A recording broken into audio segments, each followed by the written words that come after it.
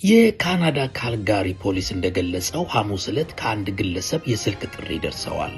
የካልጋሪ ፖሊስ የነፍስ ግድያ ምርመራ ክፍል አባል የሆኑት ስታፍ ሰርጀን ማርክ ራያን ትላንት በሰጡት ጋዜጣዊ መግለጫ ሲናገሩ ግለሰቡ 911 ላይ ደውሎ ልጆቹን መግደሉን ገልጾ ያለበትን ቦታ አድራሻ ላከልን ብለዋል።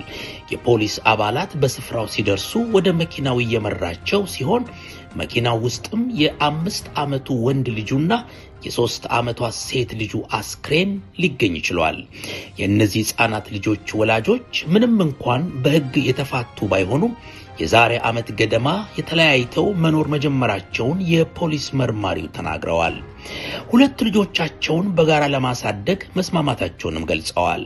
ይህ ታሪክ የሚጀምረው ሮብ ዕለት ሲሆን በዚህ ቀን በስምምነታቸው መሰረት ግለሰቡ ከእናታቸው ጋር የሚኖሩትን ልጆች ይዞ ይሄዳል።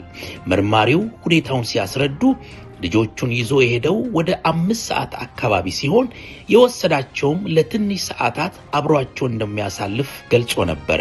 በወቅቱም በወላጆቻቸው መካከል ምንም አይነት የጸብ መንፈስ አልተፈጠረም ብለዋል። ነገር ግን ቃል በገባው መሰረት ልጆቹን ባለመመለሱ እናትየው ስጋት ስላደረባት ለፖሊስ ጥቆማ መስጠቷን ገልጸዋል። ፖሊስም ወደ እናትየው ቤት በመሄድ ካነጋገራት በኋላ በጉዳዩ ላይ ጣልቃ ገብቶ ልጆቿ እንዲመለሱ ለፍርድ ቤት ክስ እንድትመሰርት ምክረ ሐሳብ ሰጥቷት ይመለሳል። መርማሪውም እንደገለጹት እነዚህ ወላጆች ለፖሊስ ጣቢያው እንግዳ አይደሉም።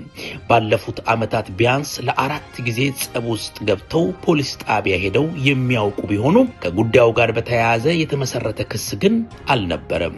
የ37 ዓመቱ አባት ሐሙስ ዕለት በደወለው ስልክ የተነሳ ሁለቱ ልጆቹ መገደላቸውን ተከትሎ ፖሊስ በስፍራው ሲደርስ አባትየው ግድያውን መፈጸሙን አምነዋል። ለምርመራ ምንም ያላስቸገረ መሆኑን የገለጹት መርማሪው እንዴት ድርጊቱን እንደፈጸመ በዝርዝር ማስረዳቱንም ገልጸዋል።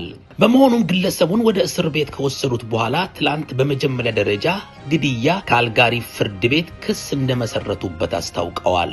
ፍርድ ቤቱም ጉዳዩን ለማየት ለሰኞ ቀጠሮ መስጠቱን ተናግረዋል።